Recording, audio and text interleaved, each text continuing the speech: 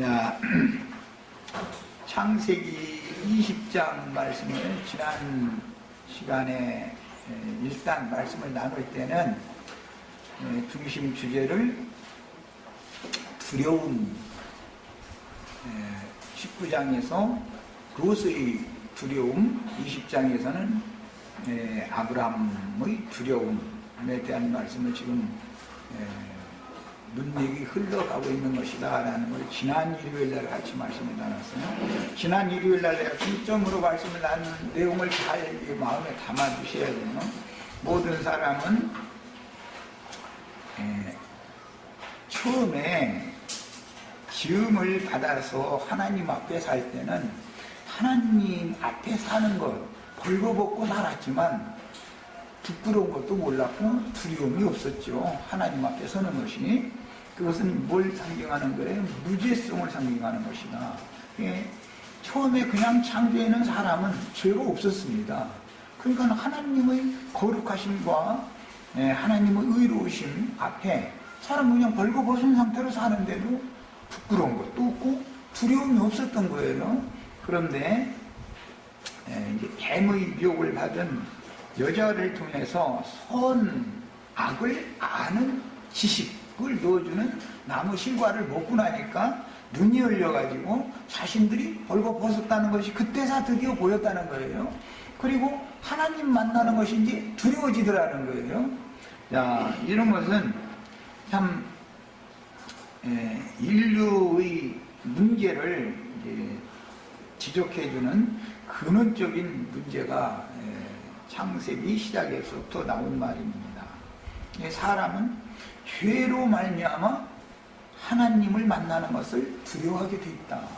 그 결과는 사실은 이게 흘러가는 말씀에 의하면 아담의 죄는 장자인 가인에게 흘러갔을 때 하나님의 얼굴을 보지 못하는 것이 두려운 것이었었고, 또 하나님의 얼굴 앞에 있을 때는 하나님께서 나를 지켜주실 수가 있지만 하나님께서 나를 쫓아내셔서 하나님의 얼굴 밖으로 내가 쫓겨나간다면 나를 만나는 사람들이 나를 죽일 거 아니냐라는 문제 때문에 이제 두려움이 가중되어진 말씀으로 창세기 시작에서부터 시작이 됐어요. 창세기 19장에는 롯이 그 몸으로 불법이 충만했던 소돔 왕국을 하나님의 공의대로 심판하시는 것을 몸으로 목도를 해서 봤기 때문에 그 두려움이 떠나가질 않았었던 것이죠. 그래서 계속 피하면서도 계속 두려운 거예요. 이것은 우리 인생의 현주소를 지금 보여준 것이다. 모든 사람들은 이런 양심의 참소와 하나님의 형벌에 대한 두려움을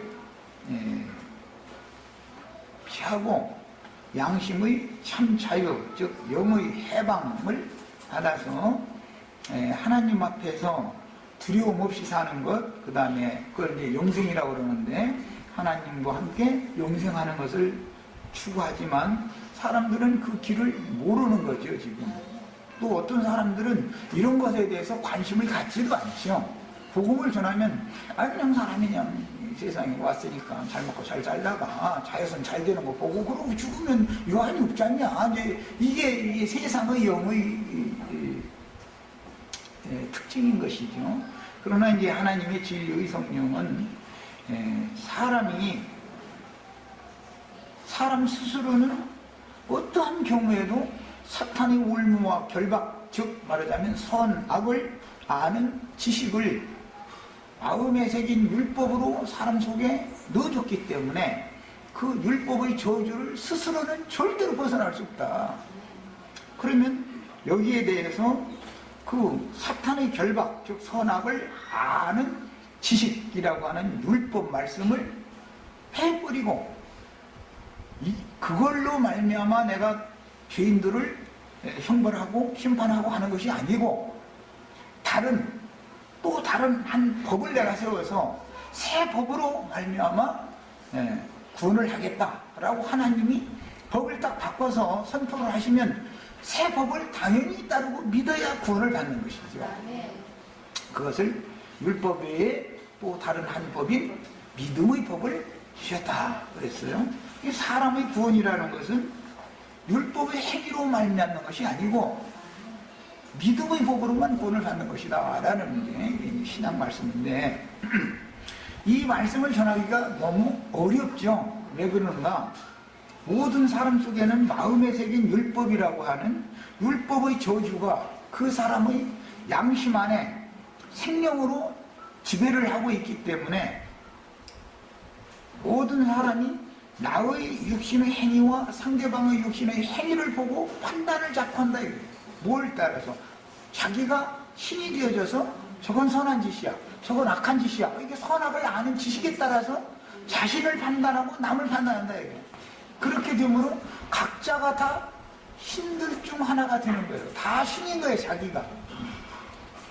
여기에서 구속을 받으려면 첫 언약의 법이 폐지고 새 언약의 새 법이 당연히 새로 세워져야만 되는 것인데 그것이 아브라함의 역사에서는 믿음의 언약 체결이 있었고 할례의 새 언약 체결이 있어서 믿음의 언약이라는 것이 불완전한 것이다.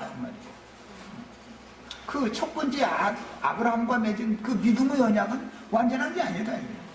그것을 그 믿음을 확증하고 인을 치는 할례의 새 언약을 반드시 받아야 된다. 예? 이것이 아브라함의 체험이었고 아브라함은 이제 체험상으로 약속의 땅에 들어가면 복을 주시겠다라는 약속에 따라서 롯을 대동하고 하란성, 나홀성 있던 노아의 방주가 도착됐었던 것. 오늘날로 말하자면 소아시아, 아시아 7교회가 있는 그 지역이에요. 오늘날로 말하자면 이제 터키 지역이죠. 그 노아의 방주가 도착됐던 그곳에서 멀고 먼 가나안 땅으로 왔단 말이에요. 약속에 따라서. 그러면 복이 왔어야 되는데 육신적으로는 복이 온 게 아니라 혹독한 기근을 보내셨기 때문에 먹을 것이 있는 애굽으로 자꾸 가나안 땅에서 애굽으로 남방으로 내려가다가 애굽에 이제 가게 된 거죠. 가서 애굽 사람들은 권세가 있고 힘이 있고 자기는 힘이 없는 사람이었기 때문에 애굽 사람들한테 먹고 살기 위해서 생존을 위해서 애굽에까지 내려갔는데 사라가 너무 예쁘기 때문에 이제 문자대로 나 말하는 거예요. 이거는 이제 너무 예쁘기 때문에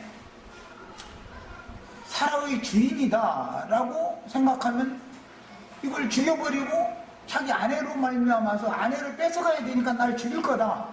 염려가 되니까 내외간이라고 하지 말고 원의 관계라고 이렇게 만나는 사람들마다 해달라고 그렇게 해가지고 원의라고 소문을 퍼뜨리고 나니까 임자 없는 여자니까 이쁜 여자니까 가만 놔두지 않는다는 것이죠. 그래서 결과적으로는 애굽 왕 바로가 이제 자기 궁으로 이제 데려갔다.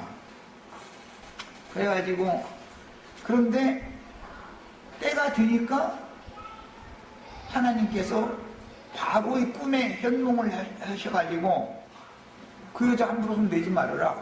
그 임자 있는 여자다. 그래가지고 이제 다시 주인에게 돌려줬어요. 그래서 아브라함과 함께 애굽에 갔다가 올라왔죠. 가나안 땅에. 첫 번째 이렇게 있었던 사실은 불완전한 약속. 분명히 복을 주겠다고 한 약속이었는데 그게 이루어진 게 아니었다 이거예요. 오히려 저주가 임해가지고 마누라를 흑마누라 만들어가지고 데리고 올라온 것이죠. 말하자면 인간적으로 말하자면 한 번 그런 일이 있었고 이것은 이제 뒤에 이스라엘의 역사에서는 단체적인 아브라함과 사라의 체험은 이스라엘의 단체적인 체험으로 이제 확대가 되는 거니까 출애굽 사건으로 이어지는 것이란 말이에요.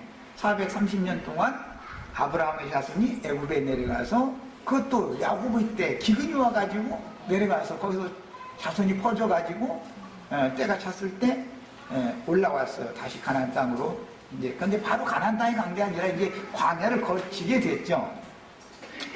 그런데 광야를 거쳐서 가나안 땅에 들어가서 다윗 왕국을 세운 후에도 또 한 번 이번에는 바벨론이라고 하는 곳으로 또 한 번 하나님의 백성들, 아브라함의 자손들이 사로잡혀 갔다가 또 한 번 돌아올 때, 두 번째 그런 일이 있을 때, 그게 바로 오늘 창세기 20장에서 아브라함이 네게브 땅으로 내려갔다.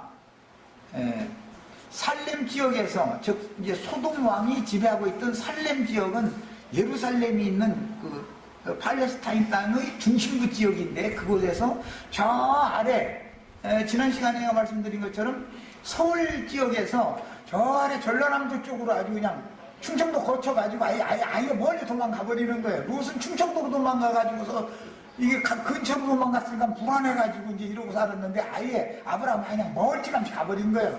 그것이 오늘 말씀 1절에 아브라함이 거기서 네게브 땅으로 옮겼다 이렇게 됐어요. 자, 그랬는데 그 네게브 땅이라고 하는 곳에서는 블레셋 족속이 살고 있었더라는 거예요. 팔레스타인 땅이라는 용어는 이 블레셋이라는 용어에서 나온 말인 거예요. 그래서 이 블레셋 족속의 땅으로 아브라함이 다시 내려간 것은 이스라엘의 단체적인 역사에서는 바벨론에 사로잡혀간 것을 이제 예표적으로 보여준 거예요. 두 번째 사로잡혀간 것이죠. 첫 번째는 애굽에 갔다가 지금 올라온 다음에 두 번째 또 이런 일이 있었던 것을 말하는 거니까. 자, 그러면 네게브라는 곳이 이번 번역엔 네게브라고 않고 네게비라고 되어 있는데, 네게 땅이라는 것이 어디냐? 헤브론이라는 말 아시죠? 헤브론. 네게 땅의 중심 부업은 헤브론이에요. 아브라함, 이삭, 야곱이 거기에서 살았죠.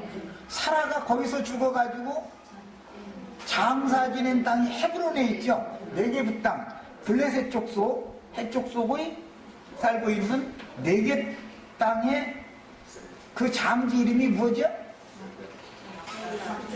막벨라 밭이라고 하는 그 밭을 값을 주고 사서 거기에다가 장사를 했어요. 이것은 구속사에 대한 어마어마한 예표인 거예요. 예수 그리스도의 몸값으로, 피값으로 나그네들의 요지를 삼을 수 있는 밭을 샀죠. 그래서 그 밭을 피밭이라고 해요. 피값으로 샀기 때문에 거기에 대한 예표인 거예요. 야, 그러니까 성경이라는 지금 우리가 읽고 있는 창세기 20장도 성경에서는 구속사를 지금 말하고자 하는 것이다 라는 것을 알고 있어야 된단 말이에요. 성경이라는 건 모두가 다 언약사, 구속사에 대해서 말하는 것이지 무슨 인류사나 지구과학사나 이런 것을 말하는 데 목적이 있지 않아요. 아담 역사 6,000년밖에 안 된다 그러는데 사람들은 인류 역사다 이러면 그거 아니다. 인류 역사가 아니다. 그건 구속사의 역사를 말하는 거다. 이것을 잘 알고 있어야 된다. 이제 내가 여러 번 창세기 때부터 1장 때부터 그런 말씀을 드렸었어요. 자, 이 네겝 땅에는 블레셋 족속과 헷 족속이 살고 있었고 그곳이 아브라함에게 주신 기업이었다 이거예요. 그러나 실제적으로 아브라함이 얻은 기업이라는 것은 자기 아내와 자신과 아들과 그 다음에 자부와 손자와 손자며느리가 장사되어질 무덤자리 하나 기업으로 얻은 것이지 이 세상에서는 기업을 얻은 게 없죠. 그러다 보니 어떻게 살아야 돼요? 이주를 자꾸 해야 되는데 그래서 행인과 나그네로 살았다. 그랬어요. 우리들이 다 아브라함의 자손들이면 우리들은 나그네 길을 사는 거예요, 지금. 야, 네겝 땅에 거기에 가서 기업을 아브라함이 정해뒀고 그 이삭에게 주었고 이삭은 야곱에게 줬기 때문에 이게 뒤에 출애굽을 한 다음에 광야를 거쳐서 직선거리로 가면 블레셋이 구하고 있는 네겝 땅으로 갈 수가 있지요. 그런데 그쪽으로 직접 가게 하지 않고 저쪽 동쪽으로 돌아서 요단을 다시 건너서 역으로 이렇게 가게 했죠. 이스라엘 역사에서는. 그런데 가데스 바네아와 즉 광야 끝과 팔레스타인 땅이 마주 만나는 지역이 4개의 땅이단 말이에요. 4개 땅이에요. 그런데 여호수아서 15장에 보면 유다 지파의 대표자가 누구였죠? 갈렙이었었어요. 갈렙의 딸 이름이 누구죠? 악사라는 여자 이름. 악사라는 이름 들어보셨죠?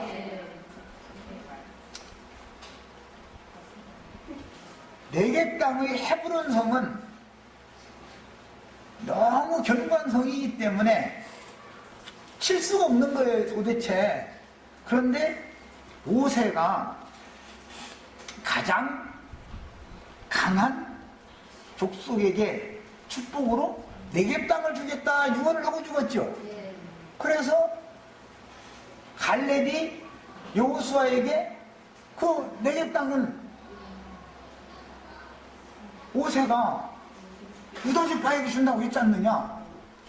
그런데 이 4개 땅이라는 건 농사를 짓기 좋고 이런 땅이 아니다 이거. 여기는 아주 메마른 땅이고 목축업을 해서 그냥 겨우겨우 목동 생활해야 사는 그런 땅이다 이거예요. 그래서 거기는 아브람 때도 그렇고 이삭 때도 그렇고 우물 파면은 블레셋 족속에 와서 메우고 힘술 부져가지고 와서 아브라함이나 이삭 그 목동들이 가서 애써서 양머리를 먹이려면 우물이 있어야 될 거 아니야. 애써서 우물을 발견해가지고 파놓으면 블레셋 족속에 와서 메우는 거예요. 근데 우물을 가지고 계속 다투는 거예요.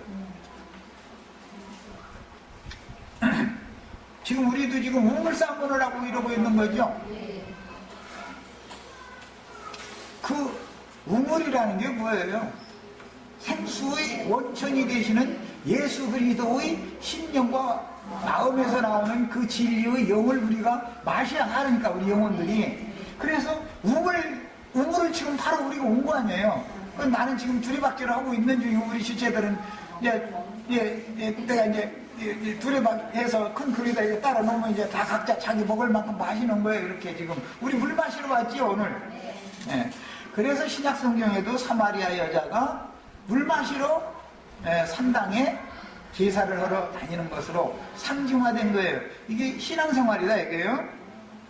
자, 그런데 그 4개 땅을 유업으로 받은 유다 지파의 대표자인 갈렙이 자기가 4개 땅을 약속으로 여호수아에게 받았는데 그 약속으로 여호수아에게 모세의 약속에 따라서 여호수아에게 허락을 이제 가나안 땅에 들어가서 받았어요. 좋다. 그러면 그 땅은 네가 점령을 해서 너의 기업을 삼아라 했는데 이게 너무너무 견고해가지고 칠 방법이 없는 거예요.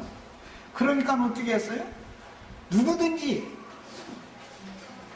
이 네겝 땅의 중심이 되는 이 성읍을 빼앗으면, 네겝 땅을 빼앗으면 내 딸을 아내로 주겠다 하고 상품으로 내걸었죠. 그래서 군사들이 힘을 얻고 전쟁을 해서 결국은 점령을 했는데 나중에 알고 보니까 갈렙의 온니엘이라고 하는 동생이었죠. 그래서 그 갈렙의 딸과 악사와 혼인을 시켰어요.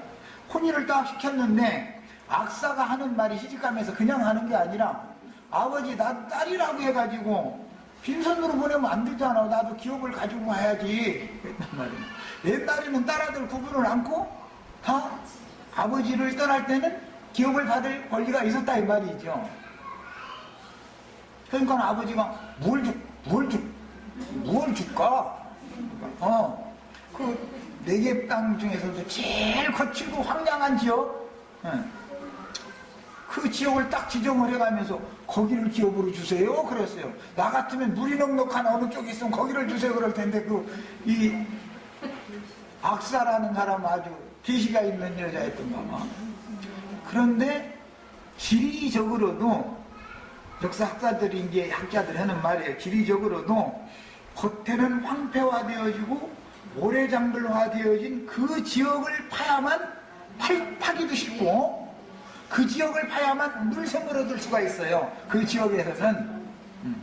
그러니까 이제 다 꽁꽁이 수옥이 있으니까 아버지 나 그냥 시집 보내면 나 빈손으로는 안 갈 거야. 나 아버지 나 시집 보내면서 그냥 뭐면 되느냐고 기업을 달라고. 그러니까 그 가장 황량하고 메마른 그 지역을 유업으로 받았어요.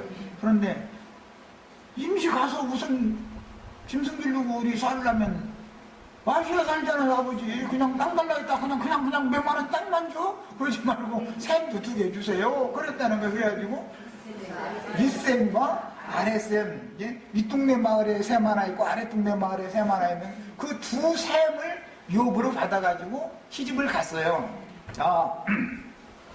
참 그런 얘기 들어보면 참 재미있죠.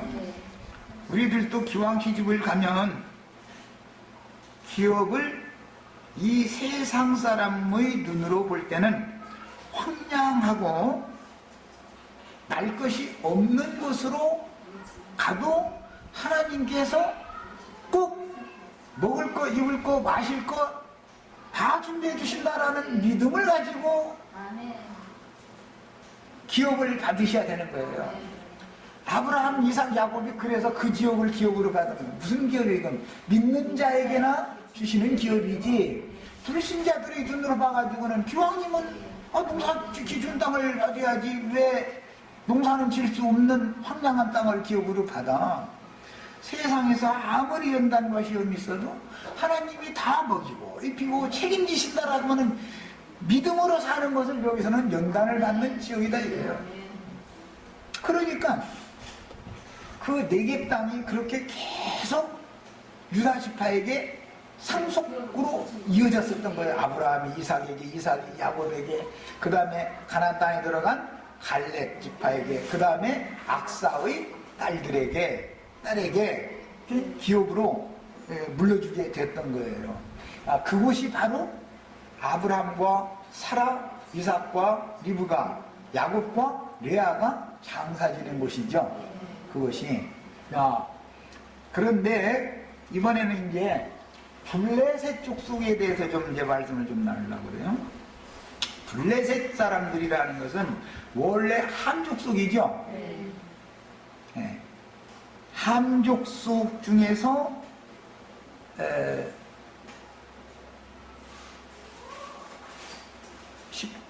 창세기 10장에 나오는 이렇게 지역 이름을 자꾸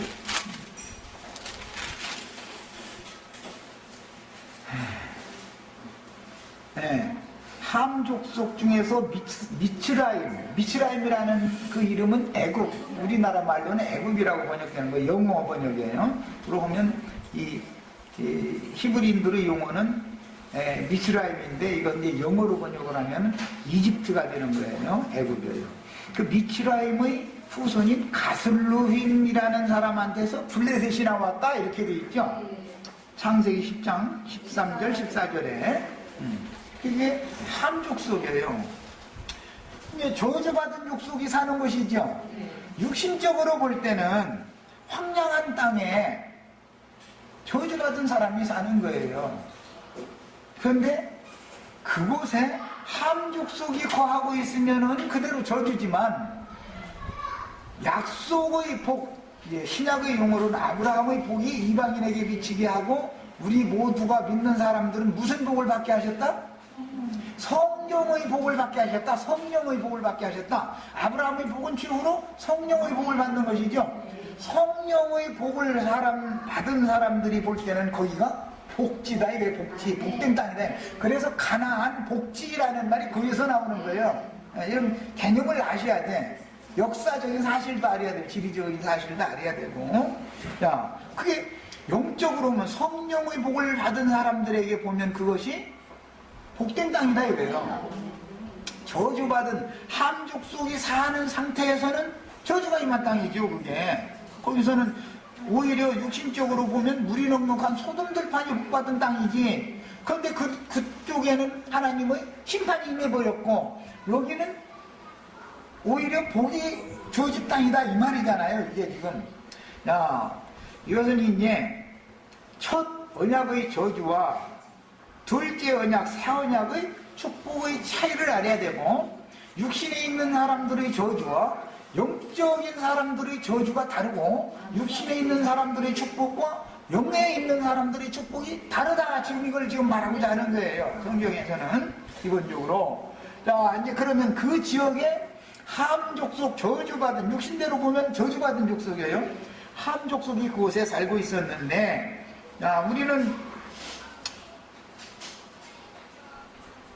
혈통적으로 우리가 셈족이다 이래가지고 자부심을 가질 게 아니라, 우리 속 마음에 있는 옛사람의 상태를 보면 우리가 함 족속이었죠.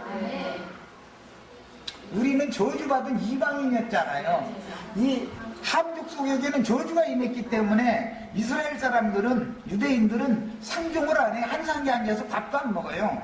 애굽 사람이나 블레셋 사람이나 이런 사람들하고 한 상에 앉아서 밥 먹었다가는 그들이 받은 저주를 같이 받는다고 믿었던 거예요. 꽤 상종을 안 넣은 거예요, 이 블레셋 족속하고는. 그런데 아브라함은 그 동네로 이사를 갔어. 그건 상종을 안 할래? 안 할 수가 없죠. 이게 복음이다. 야, 그러면 이제 성경에는 마음에 새긴 율법이라는 말씀이 나오고, 시내산, 토라의 율법이라는 시내산에서 주신, 모세로 말미암아 주신 율법이 있어요. 두 가지 율법이 있어요. 우리 이방인들은 아담의 저주를 유전받은 마음에 새긴 율법을 다 가지고 있죠. 야, 우리가 이방인으로 살 때는 오늘 이 구랄 왕이 말하는 것처럼 다 나름대로 의로워요, 불의해요? 다 의로웠죠?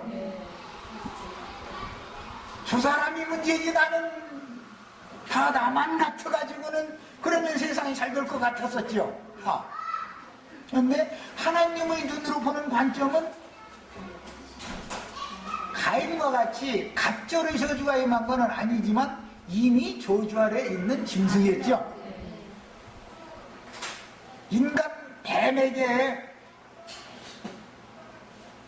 뱀의 자식으로 태어난 시내산 율법으로 저주의 저주가 더해진 저주는 우리는 갖지 않았지만, 이방인들은 아담의 저주는 다 가지고 있잖아요. 선악을 아는 지식이 다 있잖아요. 하나님이 보실 때에는 구원하기가 시내산 율법을 받은 모세의 제자들보다 시내산 율법을 모르는 그냥 양심의 법만 가지고 있는 사람이 구원하기가 더 쉽더라, 지금 이 말이에요. 그러면 블레셋 땅에 하나님의 복을 주셨고 복의 근원이 되게 하는 게, 아브라함이 너는 복의 근원이 될지라 그랬으니까 아브라함이 가면 다 복 주러 가는 것이죠. 블레셋 땅에 이사를 간 것은 블레셋 땅이 지금 복 받을 거 아니겠어요? 사람의 눈으로 볼 때는, 유대인들의 관점으로는 상종하면 안 되는 죄인들인 이방인들에게 복의 근원이신 아브라함의 하나님, 아브라함이 우리에게 임하면 우리는 저주가 변하여 복이 되는 복을 받을 수가 있는 거예요. 이것이 지금 창세기 20장에서 말하고자 하는 중심 주제다, 이 말이에요. 그래서 블레셋 사람 하면 우리 지체들 제일 생각나는 이야기가 다윗과 골리앗. 그래요. 골리앗이 블레셋 족속이죠. 가드 사람이죠. 블레셋 5 성읍 중에 5 방백 중의 하나였던 가드 사람 골리앗이었어요. 그 다음에 또 생각나는 사람? 한번 생각나는 대로 한번 얘기해 보세요.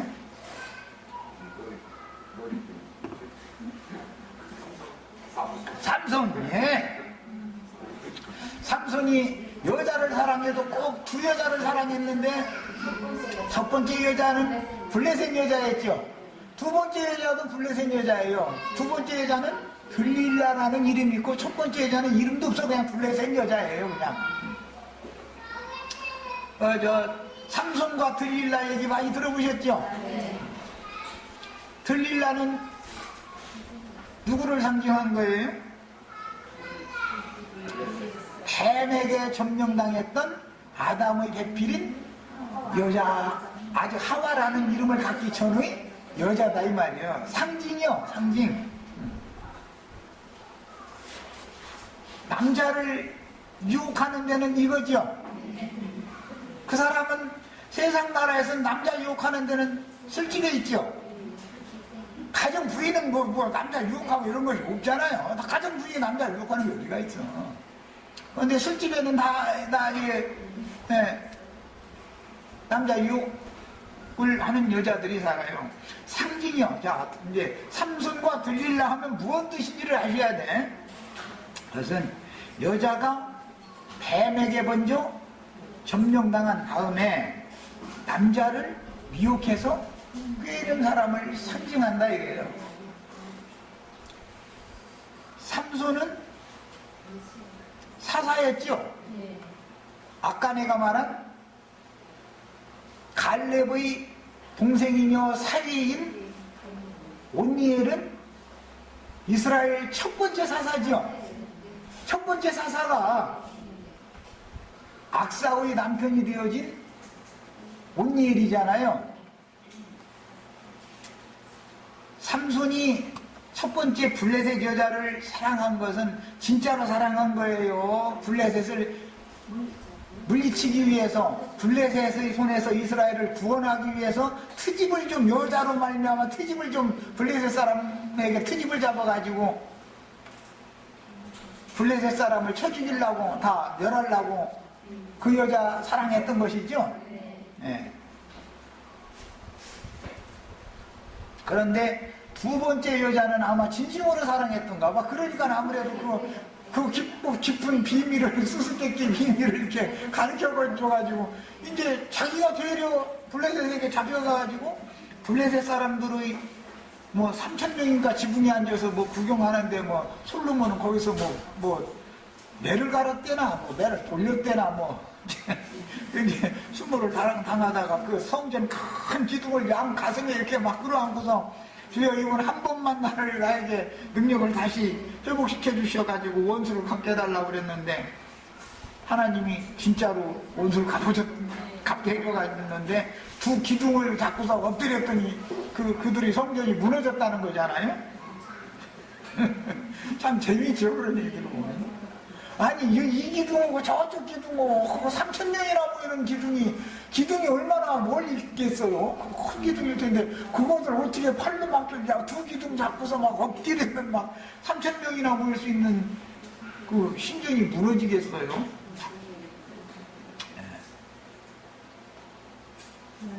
로마교 맨 으뜸 가는 사람하고 개신교 맨 으뜸 가는 사람하고 다 붙잡고 너 죽고 나 죽고 하다 같이 죽었더니 기독교가 무너졌다 그 말이겠죠? 저도 이렇게 해석을 또 못대로인데 이럴까 보던데 기둥이라는 것은 어떤 집을 바치는, 성전이니까 성전을 또 바치는 기둥이잖아요. 우리 편영제인의 집의 기둥은 상령이하고 헤라 자매잖아요. 이제는 든든하게 며느리도 하나 더, 두 개 뚫렸는데 네 군데를 바치는 이제 사이도 생기고 며느리도 생겼으니까 이게 바치는 거잖아요. 자식이 죽으면 그 집이 무너지는 것이죠. 우리 부부가 아무리 집을 세웠어도 후사가 본 사고가 생겨서 죽었다, 예를 드는 거 이거는. 그러면 우리 집은 무너져 버린 것이죠. 그래가지고 안자매가 지금 성경 말씀처럼 이 나이에 와가지고서 월경이 새로 터졌다 그러면 이건 참 기적이 일어난 일인데, 그건 있을 수 없는 일이죠. 인간 세상에서는. 단사는 사람이 무슨 죄로 오래 지난 다음에 월경이 새로 터져. 그건 말도 안 되는 소리죠. 그런데 영적으로는 이게 된다는 것을 지금 창세기 20장에서 이 말을 한 거예요. 그러니까 20장 말미에 보면은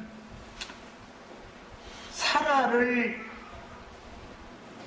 이 그랄 왕이 사로잡고 있을 때에는 그랄 왕의 왕비와 이제 여종들이라고 그랬는데 첩들이다 이 말이고, 그랄 왕의 나라의 모든 잉태할 수 있는 여자들이 태가 딱 닫혀가지고 잉태를 못했다 그 말은 다 이제 현대말로 현대의학으로 정말 이상하게 그럴 왕나라에 있는 여자들은 다 월경불순이 와버려. 탄산할 나이가 아닌데 월경이 안 돼버려. 말하자면 이제 문자대로는 그런 뜻이에요.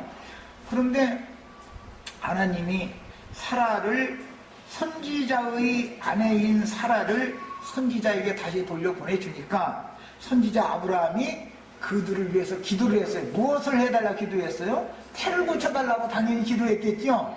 네.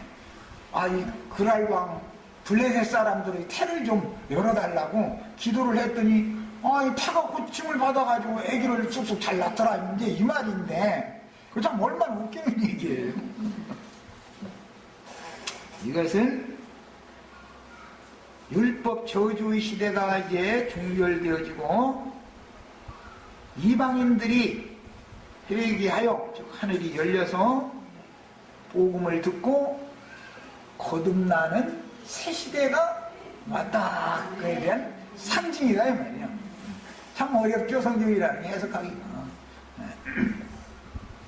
상종을 하지 않는 유대인인데 아브라함은 정통 유대인이잖아요. 아주 사라도 유대인이고 아브라함 부부가 나면 그냥 정통 유대인인 거예요.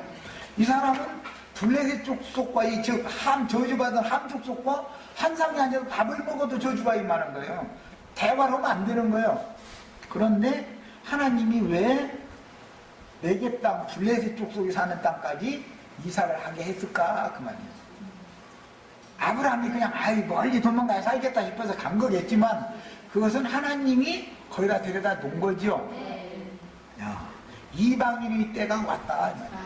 그때부터는 소돔 왕국에는 심판이 집행되어졌고 하나님의 선지자가 거기서 떠나서 블레셋 족속에게로 가면 살렘 지역에는 기근이 오죠. 선지자가 떠나버리면 하나님의 말씀이 없으니까 기갈이 오는 거 아니에요. 어디에는 지금 메마른 땅에는 비를 내리러 지금 간 거죠. 이 얘기예요. 성경 이야기가 참 재밌잖아요. 전개되는 내용이. 이런 것을 이어서 첫 언약, 아무것도 온전케 할 수 없는 첫 언약 때의 제사장이나 선지자들은 완전한 말씀을 증거하는 게 아니었죠. 예표적인 것, 모형적인 말씀을 증거를 했었던 건데 이방인의 시대가 왔을 때 드디어 선지자들이 계속 예언한 메시아의 때가 온다 이 말이에요. 그래서 블레셋 족속에게 사로잡혀 가서 블레셋 여자들이 태가 치료받은 다음에 사라가 약속의 아들인 이삭을 낳게 된 거예요. 뭔 말인지 아시겠죠? 이것은 율법과 선지자의 때가 이와 같이 종결되어지고 인자의 때가 오는 것을 말한다 그 말이에요. 이것을 창세기에서는 생명의 때다 이렇게 표현했어요. 창세기에서는 표현을 그게 생명의 때. 인자 예수가 세상에 오시면 생명의 때죠. 세상에 예수님이 오시기 전에는 죽음의 때지 생명의 때가 아니죠. 이런 이치를 알아야 돼요. 성경이 아무리 모세로 말미암아 또는 그 조상들이 섬겨오던 하나님을 섬기는 예법을 육체의 행위대로 다 지켜 행했어도 그때는 어둠의 때인 것이지 빛이 낮이 아니다 이래요. 예수님이 세상에 오셔야 낮은 것이죠. 예수님이 세상에 오셔야 낮아요. 그 말은 하나님은 빛이시고 하나님의 말씀은 그 선지자들에게 맡겨주신 건데 앞에서는 아브라함이 이사하는 곳마다 제단을 쌓고 제사를 행했으니까 제사장 직분을 강조하죠. 그러나 창세기 20장에서는 그는 제사장이다가 아니라 그는 선지자라 그가 너를 위하여 기도하리니 네가 사면을 다 받을 수가 있다 그랬어요. 율법 제사장 시대가 이제는 끝났고 선지자의 시대가 왔다 그 말이겠죠. 선지자가 네겝 땅 블레셋 족속에게 보냄을 받았다 그 말은 이방인들에게 하나님의 말씀이 주어지기 시작한다 이 말이다 이 말이에요. 그 전에는 한 상에 앉아서 밥을 먹으면 안 된다라는 것은 이방인들에게 유대인들이 맡은 말씀을 전하면 안 되는 시대가 있다 이 말이야. 그건 어둠이다 이 말이야. 그래서 죽음이 떼어 있었던 거예요, 모두가 다. 그러나 이제 이삭이 보냄을 받는다. 사라의 아들이 보냄을 받는다. 또 블레셋 여자들이 잉태를 해서 해산할 수가 있다. 그 말은 새 시대가 왔다. 그 말이다. 그래서 첫 언약이 폐지고 두 번째 완전케 하는 새 언약이 주어지는 시대가 이제 왔다. 이 말인 거예요. 야, 그래서 첫 언약의 종결과 새 언약을 예비하는 것을 지금 감시하고 있다. 창세기 20장 해석이 이렇게 어려운 거예요. 창세기 20장 그렇게 유명한 박사님들, 신학 박사님들도 창세기 20장이 제일 어렵다 그래요. 창세기 중에서는. 창세기 강의들은 다 많이 해요. 그러나 창세기 20장 부분은 대충 하고 넘어가요. 왜 그러냐면 이게 너무 이 흘러가는 문맥이 너무 어렵게 돼 있어요. 구조 자체가. 이것은 하나님의 경영이라고 하는 것은 시대 경영이라는 것이 있어서 율법과 선지자의 때라는 것이 있고 그때는 모세와 모세의 지지자들을 통해서 하나님의 말씀을 이스라엘 12지파에게만 주는 거예요. 그 중에서도 10지파는 또 유다와 베냐민 두 지파와 또 갈등이 또 생겨. 예, 갈라져가지고 저희끼리도 이제 그래서 이제 그 유대인들의 이스라엘의 믿음도 나눠진 거예요. 사실은 기독교라는 게 로마교와 개신교가 사실은 나눠져 있죠. 그들이 말씀을 가지고 있지만 우리 같은 사람들에게는 말씀을 주려고는 않는 거예요. 왜? 이것이 뭐냐? 성직권이다 그래가지고 자기네들과 자기네들의 종들에게만 말씀을 주는 거예요.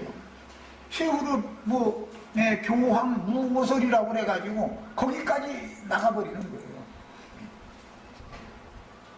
그러니까 구원은 그 사람들에게 동역하는 사람들에게만 있다 그랬는데 하나님이 보실 때는 아예 여기를 하나님이 이걸 버린다 이 말이잖아요. 이제 버리고 차라리 기독교계의 조직신학 교리로 원래 마음에 새긴 율법이 있는다 되고 기독교계의 구원의 도다 해가지고 조직신학 교리로 세뇌당한 사람들을 버려버리고 아예 순수하게 마음에 새긴 율법 양심이나 지키면서 살자 하는 사람들한테 전도를 하는 것이 더 쉽더라 그 말이에요. 아담은 저주를 받았지만 가인의 저주처럼 갑절로 저주를 받은 건 아니죠. 배나도 지옥 자식 된 건 누구예요? 유대교인들이 전도로 나가서 교인 하나나 만나면 어떻게 한다겠어요? 사람의 교훈으로 하나님의 말씀을 사람의 교훈으로 가르쳐가지고 배나도 지옥 자식 되지 않는다. 배나도 지옥 자식 된 게 가인으로 상징되었죠. 이미 아담이 지옥 자식이에요. 저주가 임했으니까. 그런데 가인의 후예들은 전부 갑절로 저주가 임했다 이거예요. 왜? 인간 뱀이 그들을 통해서 나타나고 있었다 이거예요. 그래서 예수님이 예루살렘에 오셔서 예루살렘 지도자들 보고 뱀들아 독사의 새끼들아 창세기 3장에 나오는 뱀 얘기를 거기다 딱 한 거예요. 그러니까 창세기 3장에 나오는 뱀들은 물질적인 무슨 흘려서 이렇게 또는 사막지대나 이런 데서 사는 그런 물질적인 뱀 얘기가 아니죠. 인간 뱀을 말한 거였었던 것이죠. 인간이 더 위험한 것이죠. 제일 두려운 거는 사람이 두렵지 쥐새끼가 두렵거나 무슨 코끼리가 두렵거나 사자가 두려운 게 아니에요. 사자는 사람을 왜 공격하느냐, 사람이 저를 공격할 태세를 취하니까 공격을 해야 살겠으니까 하는 일인 것이지 제일 무서운 건 사람인 줄 아셔야 되겠어요. 그래서 주님이 다시 오실 때는 무엇을 조심하라? 사람의 미혹을 조심해라, 뱀을 조심해라 라고 되어 있지가 않아요. 사람이 뱀 인간이니까 한 소리예요. 자, 첫 시간 여기까지 하겠습니다.